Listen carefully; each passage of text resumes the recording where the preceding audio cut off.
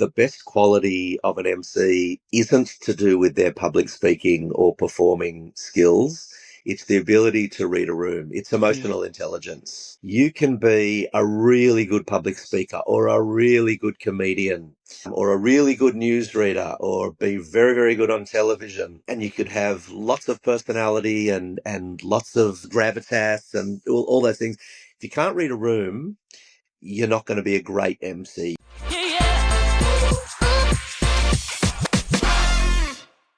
Andrew Klein, I'm going to call it the busiest MC in Australia. It is so amazing to have you on today. It is lovely to be here. You can call me what you like, whether it's true or not. I don't know, but we're living in an age where people have conversations and make stuff up all the time, so nobody will know what's true and what's not. Poetic license, I will take it. Sure. So you were a lawyer before you became an MC. Have you recovered from law? I actually haven't recovered. I say this with a fair amount of sincerity, even though it sounds like I'm mucking around. I did get a little bit of PTSD from my legal experience. It did, honestly. It scarred me, and that wasn't anyone in particular's fault. I wasn't a lawyer for very long. I worked as a lawyer for about 4 years full time and a few years. I am going to stop you there. You know, if you said I had the most successful legal practice in all of Australia and I was so in demand and I just couldn't handle the amount of clients, I wouldn't know the difference between that and you saying I was only a lawyer for a short time. Trust me on this You know one. about storytelling, Andrew. Come on. Trust me on this one. Not the most successful legal career, but one that did give me a bit of trauma. And the trauma came from I studied law. I never enjoyed it. The whole time I was studying law, I kept on thinking, I don't think this was the right choice. I was looking around at the other people that I was studying with.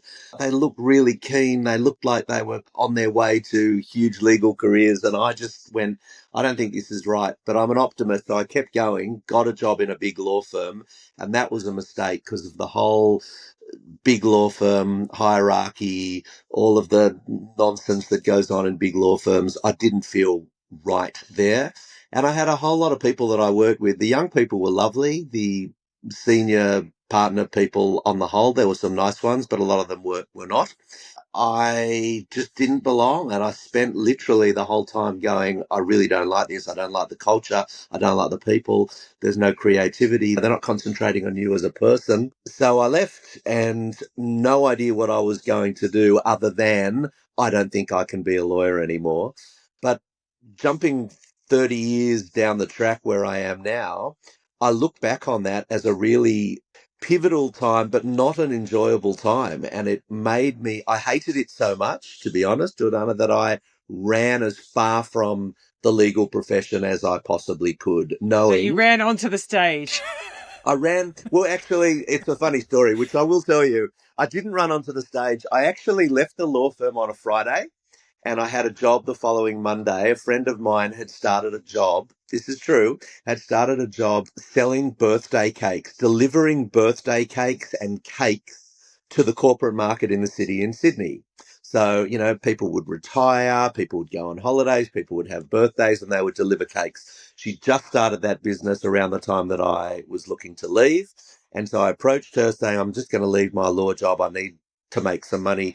Can I help you in any way with your business? She said, yes, actually, I need a person who's willing to stand at Town Hall or Martin Place station in Sydney, bit two busiest stations in the city, and hand out leaflets for my birthday cake delivery, but they need to be dressed as the Swedish chef from the Muppet Show. Oh. And I went, that's me. And so this is Please tell me honestly, there is photographic evidence. this is a long time ago. This was before the days of mobile phones. I'm old. And luckily there isn't, not that I'm embarrassed by it. I'm actually quite proud of it. Left the law on a Friday. Following Monday morning, I was standing at Martin Place Station, handing out leaflets with one of those big chef's hats and a big chef apron, handing out leaflets for this business to other people who were working in the firm that I just left. And I remember there was a guy who ironically went on to become a partner. We were all juniors. He became a partner many years later, but he took my leaflet, looked at the leaflet, looked at me, looked at the way I was dressed, and he goes, good career move, Kleiny. Good career move. And you know what? He was sort of right in that that was not my career, but it just allowed me to leave the law really quickly. I had a mortgage and I was newly married and didn't have literally any income, no backup. But that just led me to just doing a whole lot of other jobs that ultimately, long story short, I ended up in the conference industry doing team building activities. Mm, Very, very different to what I'm doing now, but it allowed me to see that there were other opportunities and other things going on in the conference market that I could do that played to the strengths that I had. yeah. Because to be fair, sometimes dressing up, handing out leaflets, and wearing a hat or dressing like a muffin isn't too far from being an MC, Not, depending on how not fun the really, conference gets. not really. My father-in-law is 90 years old. I've been doing this career now, being conference MC for getting on close to 30 years. He's 90 years old. He describes what I do to his friends. Okay. So he's Hungarian. All right. So he's got a strong accent and he loved it when his son-in-law was a lawyer. That was very easy to describe, lawyer, builder, architect, teacher, very easy to describe. What you and I do, not easy. So he says, my son-in-law, he does something with corporate people, dressing with a suit, but sometimes silly things, trying to making the people laugh. He like a clown for corporate, like a clown, like a jester, like a clown, but he was lawyer. He was lawyer. Oh, so there's always a fallback. Wow, lawyer turned clown. I got the wrong memo for today's interview, clearly. Even though, we may dress up and we may be corporate and professional, which we are. If you think of what a clown does or what a court jester used to do to the royalty, keeping people occupied, making people smile, Mm. making them enjoy themselves, there is a slight element to it, but it's very much in a suit, dressed up in a corporate professional style. But there is an element of clownness to it, if that 100%. makes sense. And if we don't have that energy, it's a snooze fest. So Exactly. Yeah. own the clown. Andrew, own the Exactly. clown. Yeah. The thing is, if I go back, as in lawyer, you sort of describe it as people do that you've gone from a lawyer to being on the stage. The reason I did law, which is the reason why a lot of people do law, was because ultimately my long term aim was get a job in a law firm and then go to the bar, become a barrister. And the reason I wanted to become a barrister was because I was always good at public speaking, did a lot of that at school, did a lot of that at uni, did a lot of debating, did a lot of impro, studied theatre studies when I was at university. So it sort of is incorporating, Mm, it does incorporate a lot of those skills, the public speaking, the improvising, the acting. A lot of those skills are utilized. They're just utilized in a corporate environment. yeah. Awesome. So you said you started in team building. How did team building turn into emceeing? And when did you realize, oh, I'm actually a conference MC now? Like, this is it. This is my jam. Yeah, so I have to give credit to my then business partner and good friend, and also a corporate MC, Darren Eisenberg.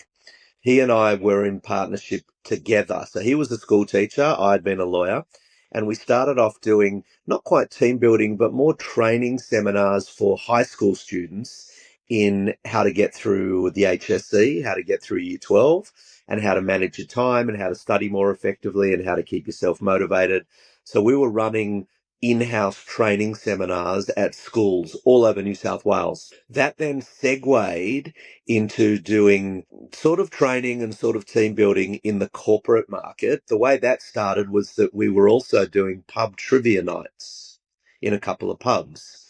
And there was a team from PricewaterhouseCoopers who would come to our trivia night, just sort of for them as a team bonding thing. There was about Yeah. 10 of them. They would come every week.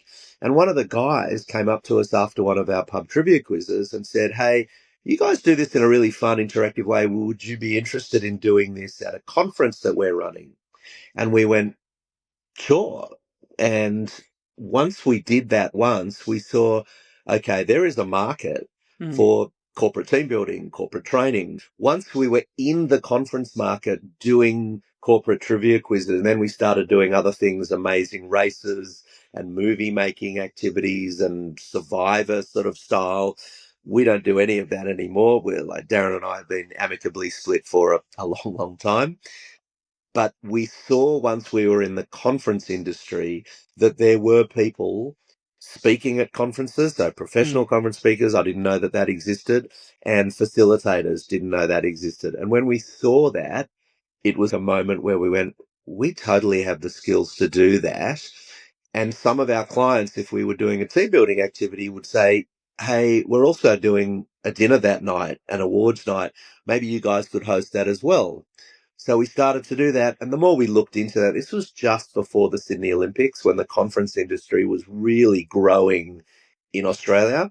Yeah. And we saw that there was an industry of people doing it, and we saw the people who were doing it, and some of them were doing it well, and some of them were not doing it that well, but they seemed to be, making an income, and it seemed to be a legitimate profession.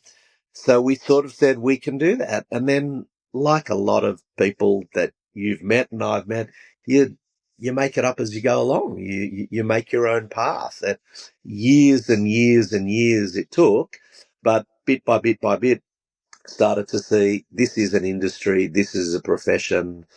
It's now 2024, and that was, in the late 90s. So Yeah. it's Awesome. legitimate. It's legitimate only now. What do you believe like the best qualities of an MC are? So I actually think that the best quality of an MC isn't to do with their public speaking or performing skills. It's the ability to read a room. It's Mm. emotional intelligence. You can be a really good public speaker or a really good comedian or a really good newsreader or be very, very good on television. And you could have lots of personality and lots of gravitas and all those things. If you can't read a room, you're not going to be a great MC. You can Mm. MC a conference, you could MC an awards night, but if you don't have the ability to look around you and feel the subtleties, and a lot of it comes, as you know, through the research and the briefings that you do beforehand. But no matter how much research and briefing you do beforehand, when you're in the room, you have to feel, what does this room need? What does this conference need? What does this industry, that the people who are here, what do they need and what do they not need? And maybe what they don't need is me to talk for very long. Maybe they need me to get on and get off. Maybe they need humor. Maybe they don't need humor. Mm. Maybe they need huge amounts of energy, but maybe huge amounts of energy are wrong for this particular group. I'm not saying, therefore, that you would be dull and lacking in energy, but maybe you need to bring it down a little bit. So it's that psychology, that empathy, that understanding of people, and not just people, the people who are in front of you on that day, which might be different to how they were the previous day because they've just had a big night or they've just had a session that was really heavy or they've just found out that there's going to be some major new overhaul of their company and they're a little sensitive about that. The previous speaker went down really well, or the previous speaker went down really badly. How do you handle those subtleties? Mm. That's a long way of saying the ability to read the room. Yeah, totally. I love that. Which comes from years and years and years. So, what would you say the biggest lesson you've learned as an MC has been? I'd say the main lesson is that it doesn't really make that much difference what industry people are in. Like, we like to stereotype people and go, oh, those people are really good fun, or those people are really serious, or Melbourne audiences are more tricky than Queensland. Like, we can do all that. I love how you said But nothing about Sydney because you are Sydney based. Let's just call that one out. that's right. That's right. I'm very Don't careful what I bury the say. hometown. God bless my hometown. I actually do less work probably in Sydney than anywhere else, ironically. I Oh, wow. tend to do more work on the Gold Coast and Melbourne and places than Sydney. Now I've forgotten the question. Biggest lesson that I've learned is that at the end of the day, it doesn't really matter who a speaker is, what their job is, what their role is, whether they're the CEO or whether they're an EA or whether they're in marketing. People are people. And audiences like to connect with other people. And people on stage like to connect with other people. So, certainly in Australia, and I do work overseas as well, but in Australia, the lessons I've learned, we like informality.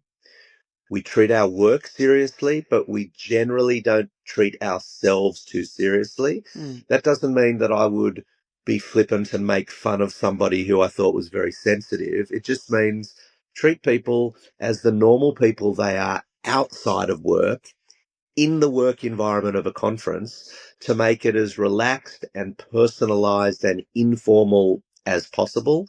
Don't get too stuck up on titles, and politicians are a great example.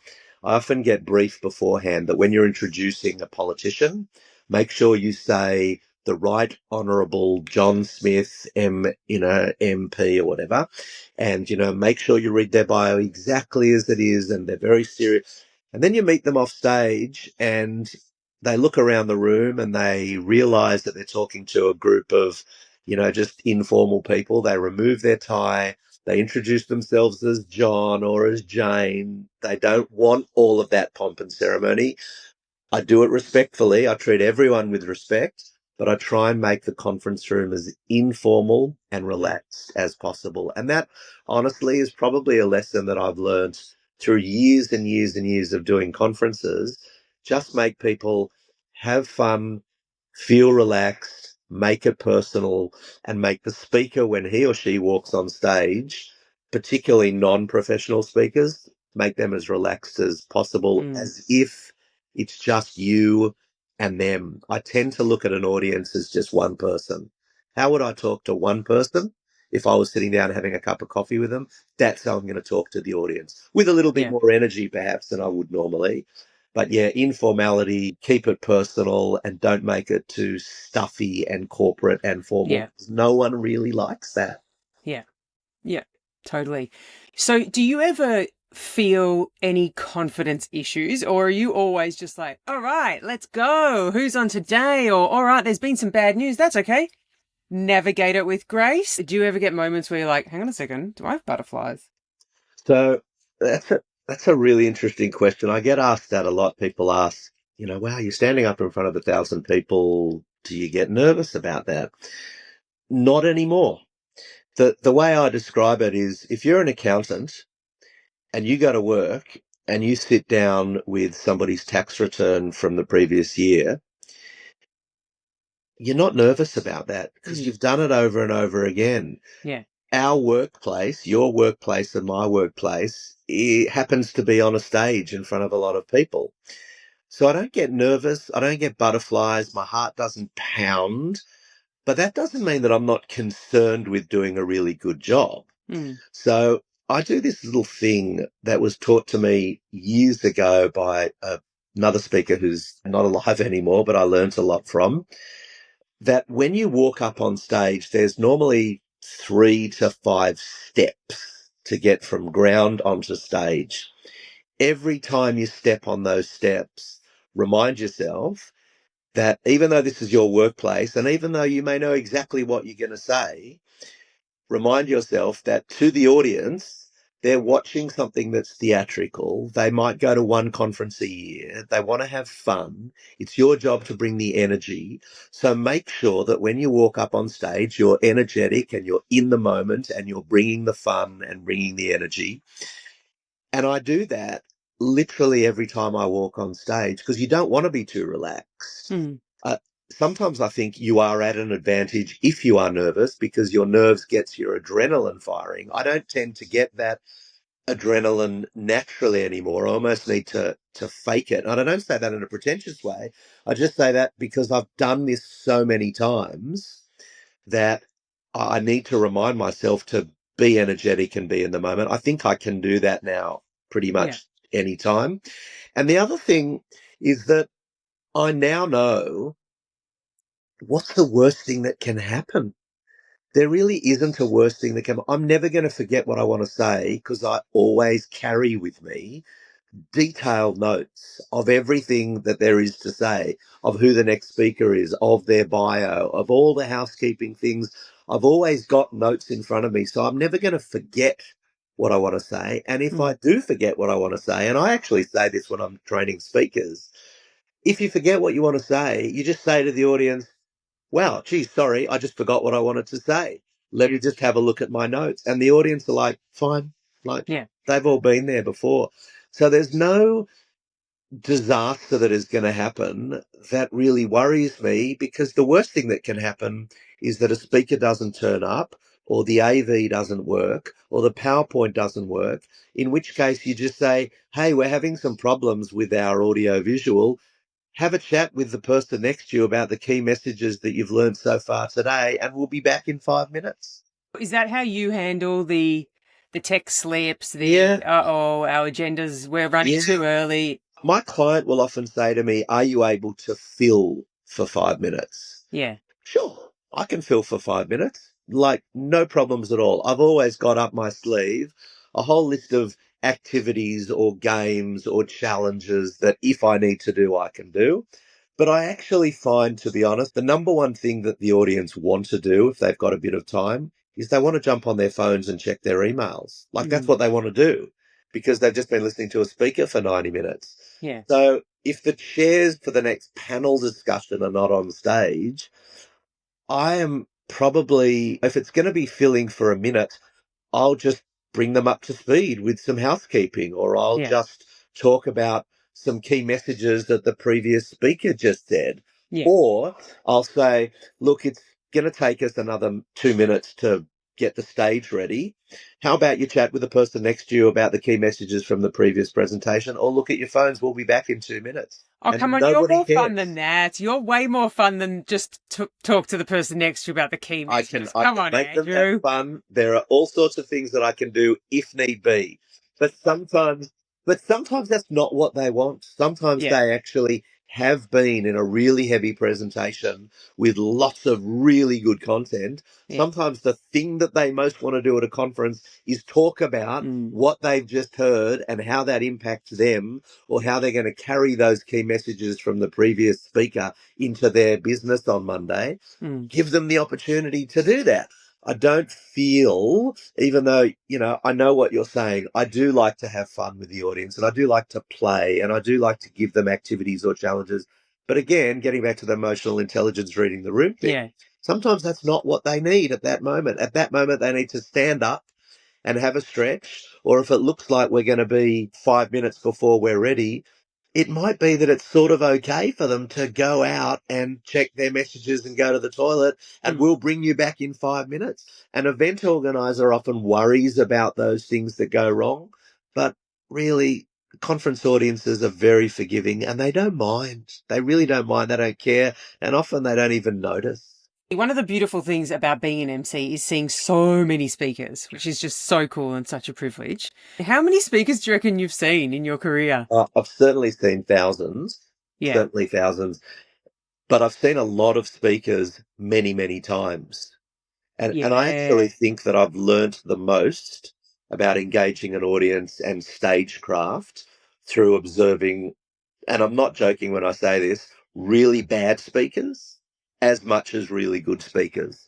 The, mm, the, the learnings that come with seeing rock star professional speakers are great, but the learnings that come from seeing the professor of gastrointestinal medicine who wrote the textbook, but is a terrible presenter, the lessons that you learn from people who smart people, really, really knowledgeable people, very senior people, the lessons you learn from seeing those people fail to engage an audience are things that I honestly think help me more than seeing the brilliant speakers. yeah.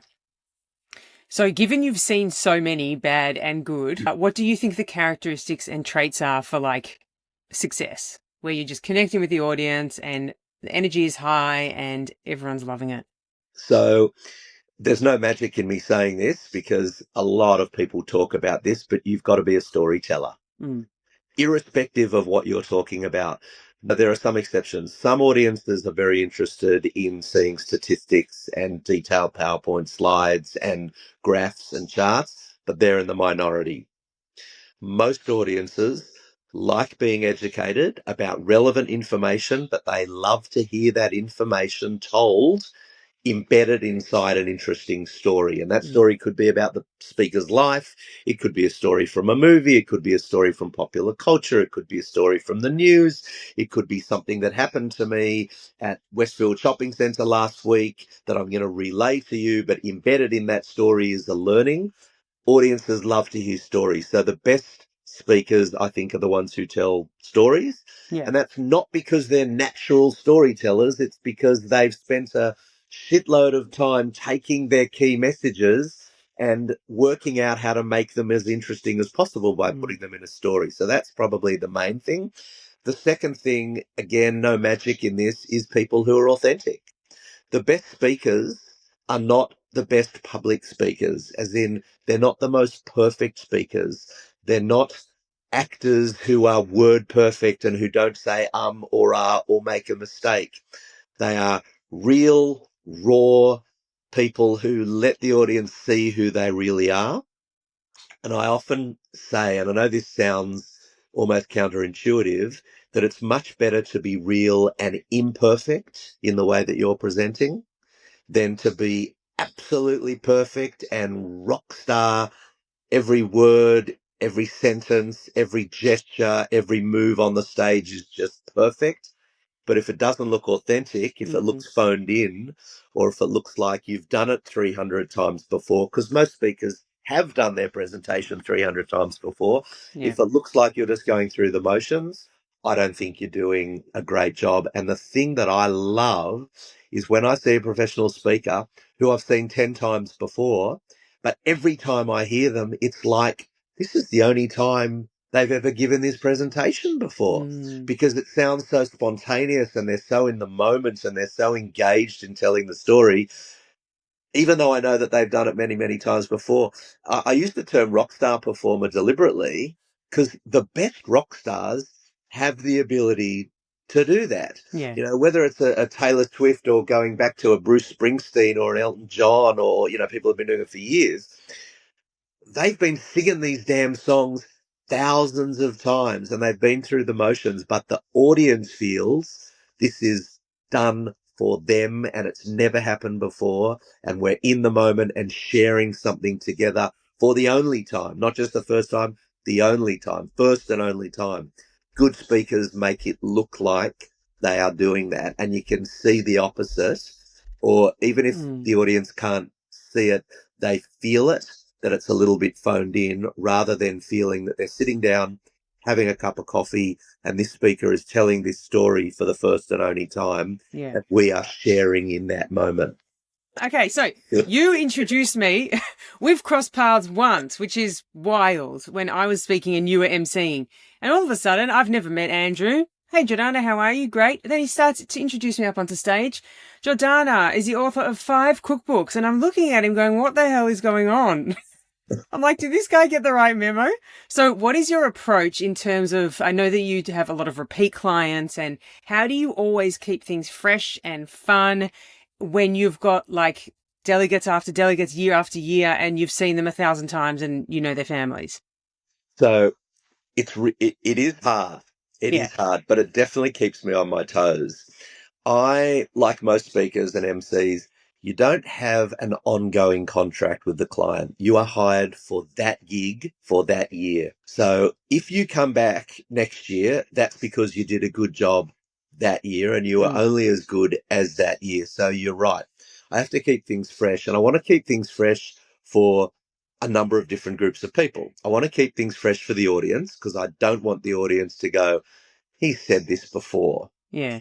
So you've got to try and not say things that you say before. So I keep unbelievably detailed, dense notes that I write up each night and that I've typed up beforehand and that I handwrite things on. But I want to know what I've said, what happened in the room, so Mm. that the following year I can come back to it if I am lucky enough to get invited and not say and do the same things, even though you're the same person. So there's certain things or certain ways of doing things that you can do over and over again, as long as it doesn't feel like it's the same. Yeah.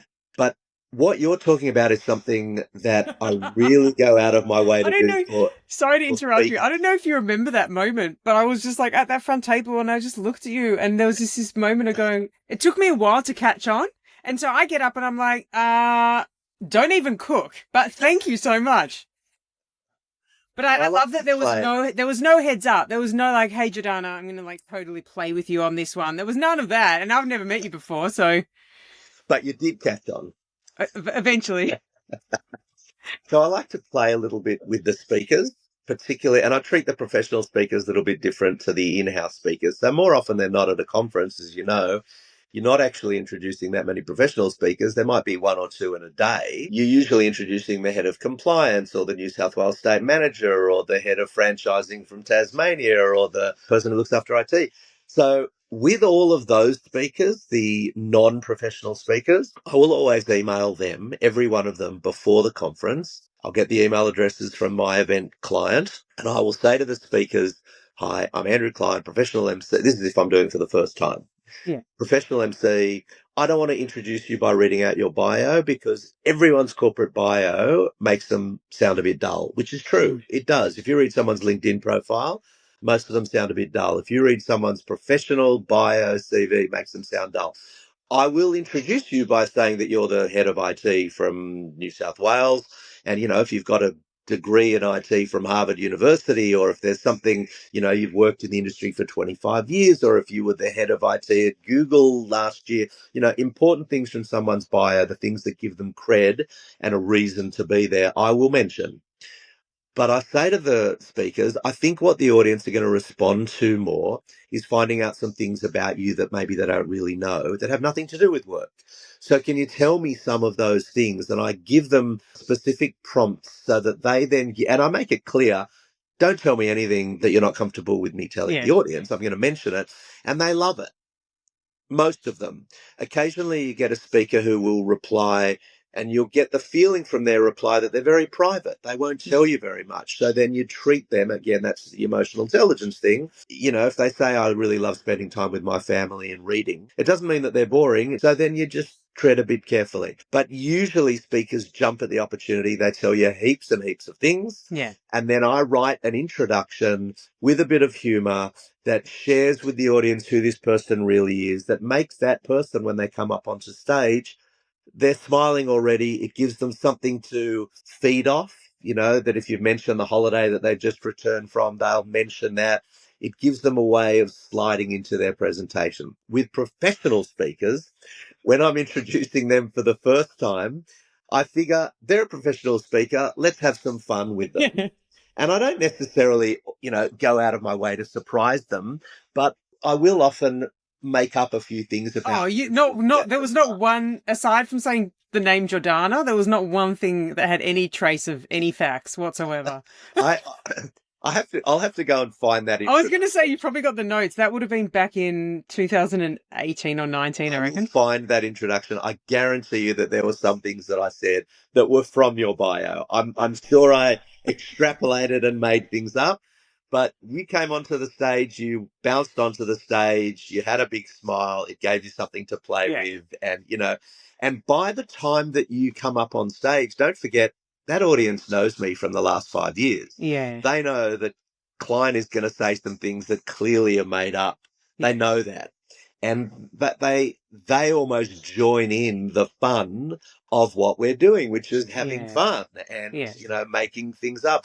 I hope I will never do anything to make a speaker uncomfortable, to make it awkward. I never want to, even though you and I use, let's call it comedy or humor, we're not stand-up comedians. You've done some stand-up Yeah. comedy, I haven't, but we're there as speakers, we're there as professionals, so you can use humor, but it's a fine line. And so I'm really, really careful. And you talk about, am I ever nervous? The only thing I'm ever nervous about, to be honest, if I use humor, I don't want to upset anyone. Yeah. I'm definitely politically correct. I've changed with the times, as we all have. I would hate to be cancelled. So I just don't make any jokes that could possibly upset anyone. Mm. They're always gentle humor with the right person. Senior managers Mm. love it Yeah. when you have a bit of fun with them because they don't want to be separate. They want to be part of the group. Mm. So you have a little bit of fun with them, massage it, make it delicately funny and humorous. If you make up stuff, make it obvious to the audience that it's very clear that you've based it in truth but made it up. And everyone joins in. And, Yeah. and I think that makes it's a cliche, but an audience that's laughing is an audience that's listening. Mm. Yeah. So play with that. But yeah, I'm very careful. I think may not always get it right. There've probably been one or two instances where I haven't got it right, but it wasn't because I said something that was racist or homophobic or sexist or offensive. It might have been that the person who I had fun with was uncomfortable, and that Mm. was not my intention. Over the years, with experience, I think I've got pretty good at don't even come close to that line, let alone stray close to it. I Yeah. stay very much on the right side of it, I hope. 100%. My rule of thumb with comedy is if you have anything that just makes you go, "Oh, should I just avoid, abort, don't even Yeah, go there. no It's not even chance. worth it." Yeah. Okay, so you're cool, you're calm, you're casual, you've got this vibe. You have to remind yourself to get hyped up because you're so calm and collected before an event, you could almost fall asleep. I'm not Surely not you. sure about cool. I'll put back on the word cool. Calm, yes, but there's three teenagers or young adults in this house who would absolutely say call him a whole lot of things. Cool. He's not cool. Well, they're not on this chat. So, but there must have been, some moment where something's gone like pear shaped. Or you look back and it's just like, I can't believe that happened. Or obviously it would have become a big learning. So what pops out as like, okay, nothing went right at this event, or this was a mistake, or like what comes to mind? Yeah, so there are quite a few instances, particularly early on, where what I realized, and everything is a learning, is that there are certain audiences or certain events or certain conferences that I'm not right for. And Mm, there are certain others that I'm absolutely in the pocket for. The clients that I work with now, I'd say almost every single one of my clients are people that I'm confident I'm right for. I'm not saying yeah. I'm the best person for, but that I'm the right fit for. But early on, there were times where I would often do loud, raucous awards nights or dinners. I'm not the right person, I discovered over time, for that type of event. So I'll give you an example. In a real estate industry, which was largely young people who have not really come to that awards night for anything other than they want to have some fun and Mm, they want to celebrate with each other. They're not really interested even in the awards. And I'm not angry at them for that. That is a type of awards night that I struggled and still struggle with, but I don't struggle with it that much anymore because I don't tend to do them. yeah. Not because they're not good gigs, they're just not good gigs for me. Mm, I'm not joking when I say this. I'm an older guy. 25, 30 years ago, I'm the younger guy. So if I get a briefing or if I get an inquiry from a job where I realize the audience is largely going to be young party people, that's a great gig for certain people. It's not a good gig for me.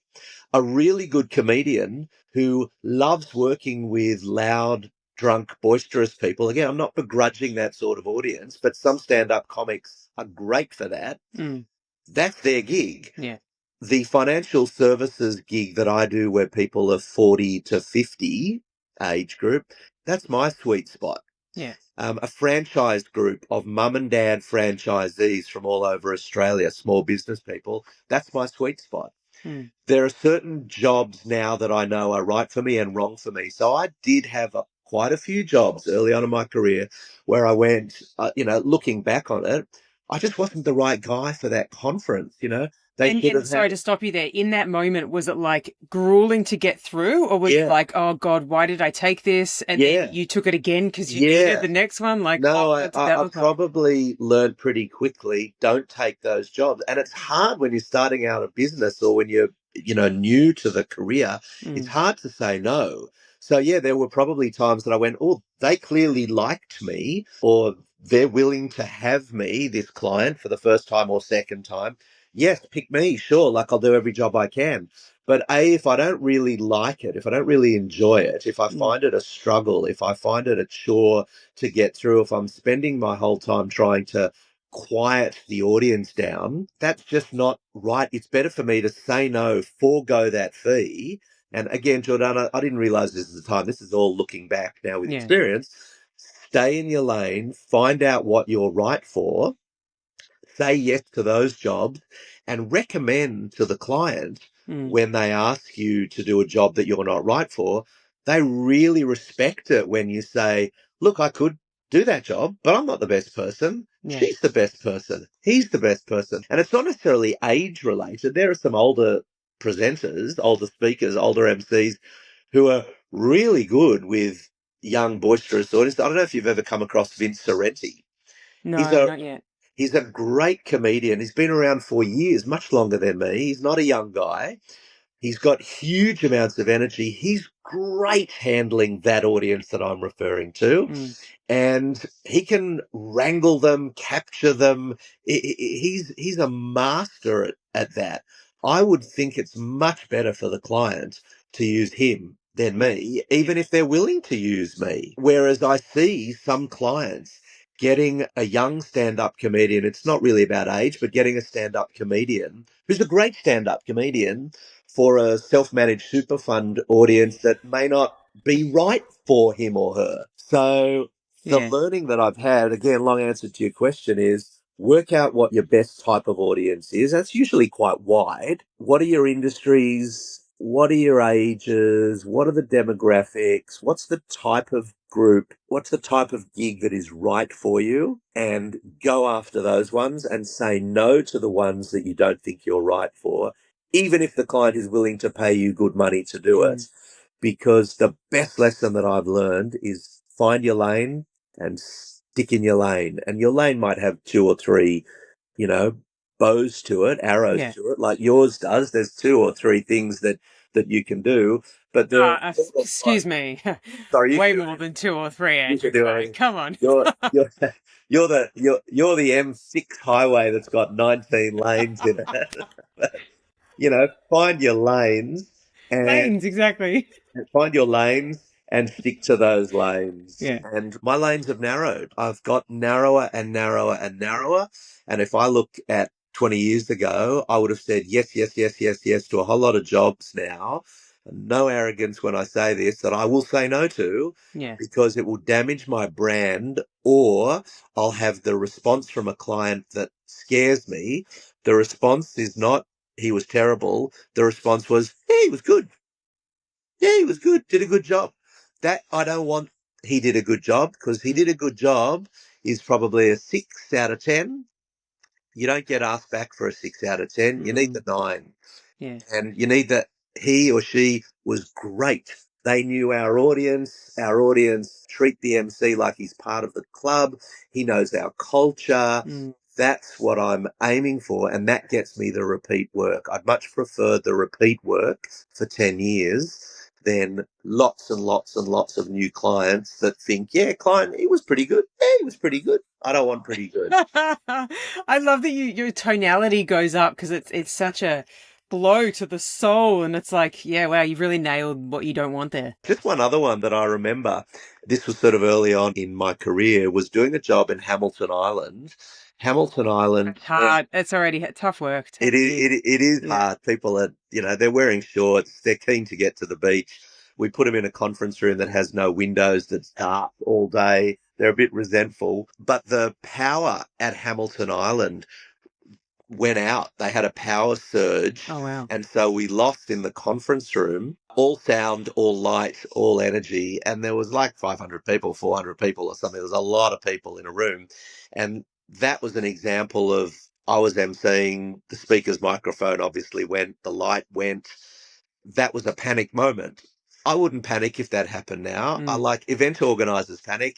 You and I love it when Mm. stuff like that happens. Like, Now I'd be like, get the phone out, turn your lights on. yeah, yeah. These are the golden moments where the Yeah. conference comes together with a shared experience. So that was tricky and uncomfortable and awkward. It shouldn't have been, because the audience were laughing and they were fine. And 3 minutes later, the audiovisual people, they always pull it together. The sound and light came back on. And in the interim, people chatted with each other. And when the lights came back on for the rest of the conference, we had a running joke, a shared experience among Yeah. us. Everyone still had their clothes on? Everyone still had their clothes on, Look even at though they that. were wearing shorts and singlets and t-shirts at Hamilton Island. So things go wrong. Like Yeah. I tell young MCs, things are going to go wrong. Don't Mm. panic. Just have up your sleeve. a number of go-to things that you can do that will fill the time. It's not going to be 10 minutes, it's going to be 2 minutes. It's going to Yeah. be 2 minutes of panic for the audio visual guys wearing black up the back of the room. It's going to be 2 minutes of panic for the event organizers and probably the CEO. The audience will not care. Yeah. Awesome. I don't think that unless you're an MC or you've been in the event space, the amount of being switched on and attentive to every single moment of every single beat of every single aspect is really, really like intense and a big part of being a good MC so that you are across every single part of it. So how long does it take you to recharge after you've done a 3-dayer? What's your process to get that energy back and to let your mind calm down and your body recharge? Yeah, it's a great question. I would say I can do that pretty quickly. You are right, like to the point that you just made. Anyone who MCs for the first time, or there are some speakers out there who go, "Oh, that MC gig looks good. I might do MCing."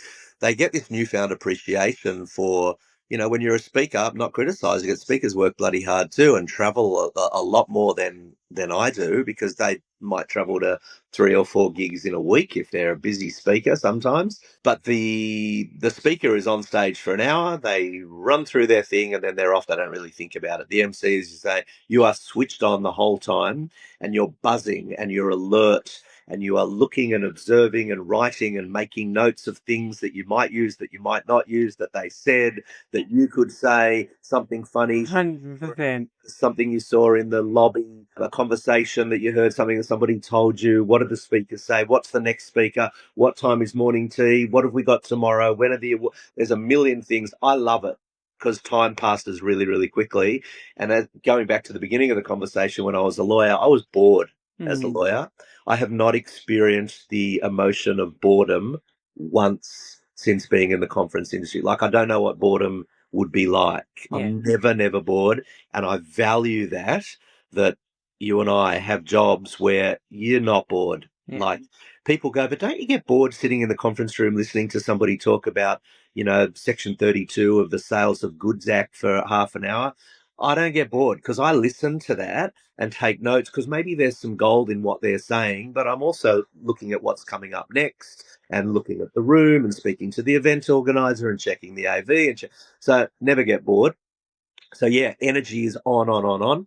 I find that the moment that I go back to my hotel room at the end of the conference, which Yeah. for me is usually at the end of the final dinner, so the moment I go back, I close the door, I relish the silence. I'm interested in, from your perspective, I'm not an extrovert. I love being on stage, but I'm much more comfortable speaking to you one on one Mm, or having a cup of coffee with my friends. I'm not the life of the party. I'm not telling jokes at dinner.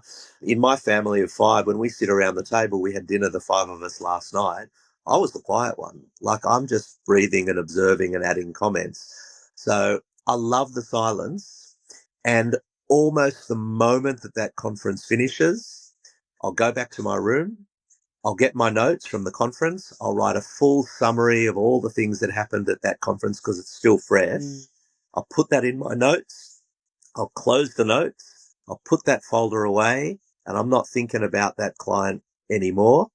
I'm on to the next job already. So you don't even spend time going, oh, that moment was amazing, or I'd love to connect with that person, or let's connect on LinkedIn. You don't do any of that. You just like shut off, close the door. The connect on LinkedIn thing is separate. Yeah. That is absolutely something that I do. That when the conference finishes, the content of the conference is done. The Yeah. speakers, the presenters, the things that happened, Mm, that's all summarized. yeah. I will do. Do you carry a brief? I could just see you the briefcase. I Do you have a I brief? I've Do probably you have like shifted. an old school briefcase? You're opening it up and you're like, conference number 6,554 for 2024. Done. I'm old, but I'm not that old. So do you use a briefcase? Um, I have 2 bags, Jordana, and it depends where I'm going. Oh, all I want is a yes, and you are trying to just wiggle out of giving me a yes here. That's okay. You do Don't, you. You do you, boo. don't forget my former profession, right? Cross examination. Um, I do tend to have a shoulder bag, which is sort of a satchel now that I use because I'm a little bit more comfortable carrying that. But yes, I also have one of those briefcases, roll along briefcases that's got my folders and things in it. Oh, I knew it. A little bit old style. My notes are printed up in Yeah. larger fonts now than they were. So every year it's sort of, I'm now up to 18 fonts. It used to be 14, big notes. No, I do a lot of social media. So I will absolutely Yeah. connect with people on LinkedIn. And the other thing that I will do, it's usually the following day, always. I'll do a social media post about Mm. the conference that just has happened. I Yeah. religiously do that. That is my marketing. I know you do it as well. A lot of speakers do it. A lot of speakers don't. Interesting. A lot of speakers who complain about not having that much work do no social media. It took me a little while to get on board, but that's my marketing now. That's Mm. my community. I've got a large community on LinkedIn. And yes, I will work that from the conference. But on the whole, the content of the conference, I won't be thinking much about it Yeah. the following day. In my mind, I've already gone on to, okay, what's coming up. Now, by the way, Do about, you have a bubble bath? Do you have a pizza? Do you have any no, post-event no, ritual? come back home, walk the Okay. dog. My dog will be the only person in the house who is excited to see me as a rule. And I will wander out. Take the love while you can. You've just been showered with love at the conference and you come back and you're like, no, nothing. What's your dog's name? Yeah, it's actually, What's your dog's name? Pebbles. Oh, Pebbles, Pebbles, I need you.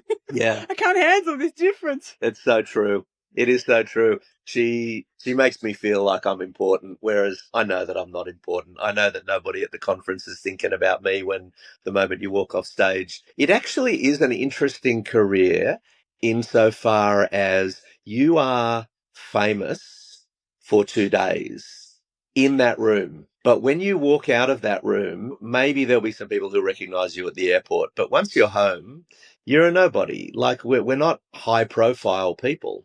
Another one of our MC community and another speaker and a mate of mine, Marty Wilson, refers to it as Wi-Fi celebrity, which is you have as a speaker or as an MC, you have got a little bit of celebrity, but only in the room that you've just performed in, only in that hotel for the time of the conference. If Jordana or Andrew turn up to a conference for a new client the night before and go to the welcome dinner, nobody knows who you are. Yeah. The next night, they know who you are, and the next day, they know who you are. But if you walk out onto the street outside of the Sheraton Gold Coast and you walk down the main street of the Gold Coast, you're a no one. You're not famous. You're not a radio celebrity. You're not a TV star. We're no one. We're known in our industry. And that is great as far as I'm Yeah. concerned, because it is lovely. It's not an ego thing, but it is lovely to be in a room with an audience who are smiling and who give you a round of applause. I know this sounds like a joke, but when I was a lawyer, when I finished the contract that I was working on, the client didn't give you a round of applause. When you finish your hour Mm. presentation or you finish doing a job and you say, thanks very much, it's been a great conference, really enjoyed meeting you, hope to see you again sometime, you get a round of applause and people come up to you afterwards and say, great presentation, Jordana, or really loved the way you emceed, or really loved the magic stuff that you did, or really loved the stories that's lovely. Yeah. That's like, we are privileged to get that. But when that finishes and you go back to your hotel room, I love the anonymity, I love the quiet, and I will start to think already of what have I got next week. The other thing that I do is that when I'm at a conference, the conference that I'm doing the following week, that's prepared already by Yeah. the time I do the previous I conference. was going to ask you what your lead time was for prep. Yeah, I will tend to be as prepared as possible. Sometimes it's difficult because a Mm. client hasn't finalized, some clients haven't finalized the agenda, like it's not totally finished until a few days before, or you may not get the detailed note that you need Yeah. until a few days before. So, yeah, then I might be up late at 11 o'clock at conference A, finishing off things for conference B that is the following Wednesday. But I don't like that. I don't like being up late Mm. working. I don't like working on the weekend preparing for the Monday conference. My Monday conference will be finished, if I can, by Friday afternoon because I want to have the weekend with my family. I don't want to work on the conference. So I try to be ready at least a week before the conference. If that's Mm, not possible, certainly not having to do the job on the weekend if I can avoid it. yeah. Awesome. Yeah, if I can. Amazing. So Pebbles is your answer to everything, is what I just got from that. Pebbles Pebbles is, is my answer to yeah, everything. She yeah. just ran past the hallway. Yeah. I And want to wrap. family, and family, to be Oh, honest, like it sorry, is, sorry. don't You're like, forget hang my on, wait. family. There's a priority here. We need to bring them in. Bring them in. Yes, Pebbles and family. Yeah, Pebbles and family. So, Andrew, what are 3 tips you can share to help anyone who is struggling to build their confidence in your zone of genius areas, which we know are emceeing, public speaking, clearly being prepared, not law, and hosting? So, 3 things that they can do to get better. No magic in this. You've just got to do it over and Yeah. over and over and over again. There's no magic to it. There are some people, though, who it doesn't matter how many times they do it, they just don't have the natural talent, perhaps, to be able to. Not everyone can be a professional speaker. Like, I can't be a plumber because I'm terrible with my hands. I'm not technically minded. I'm sure I could learn how to do it, but I would do it badly. It's not my natural way of doing things. I couldn't be a tradesperson. I shouldn't be a tradesperson. I could have been a lawyer. I don't think I would have been a good lawyer because I didn't love it. I had the skills to do it, but I didn't love it. But if you love speaking or emceeing and you have a natural ability to do it, you can't just learn it from scratch. I don't think I could take anyone and turn them into a good public speaker. And I know that there are people who say, follow these 10 rules of public speaking and you can be $1 million speaker tomorrow. I don't buy that. You've got to have some natural ability to start with, but you can get better and you can get a hell of a lot better by doing it over and over again. And so I say, if there are people who want to be a speaker or want to be an MC, I say at the beginning of your career, put your hands up and say yes for everything. Despite what I said before, say yes for everything. Yeah. Learn what you're good and not good at. Learn who your audiences are. Learn the skills and do it over and over and over again. Number one, do it for free at the beginning. Oh, Do it for yes. free. Do it for your local chamber of commerce. Do it for your local church. Do it for your local school. Put your hand up and do presentation. I'm holding this with my hand, I can okay? see. I'm not working from my office. I'm outside of my office. So my You're so hand is passionate. You're like, just do it. Do it forever. Boom. do it for everybody. You can edit that out, can't you? Hilarious. But also, the other thing is not just do it over and over again. You also need to get feedback because you Mm, might do it over and over again and be really shit. You need yeah. to get people to give you honest, constructive feedback. You need to find the people in your life or in your world or in your career or in your community or in you and I work in a sort of small little clique of people who are professional speakers, trainers, MCs. You need to find your people who you can reach out to and maybe show them a video of you on stage and say, I don't want to hear that it was good. I'm not interested in the things that you liked. Drill down Mm, and tell me, what aren't I doing well? What's my voice like? What's my eye contact like? What's my humor like? What's my energy like? What's my stagecraft like? I still see some speakers who are really good, but they could be even better. mm, And if they ask me, I wouldn't just walk up to a speaker and tell them, but I'm good mates with a lot of speakers. And some of us ask each other, when you watch me do my presentation, give me some feedback. I want to be better. One of the yeah. best speakers on the circuit, I'm not going to say his name, but one of the best speakers on the circuit at the moment, who I just think is an absolute rock star, will regularly ask me that question. And I'm sort of humbled because I think, mate, you are so good.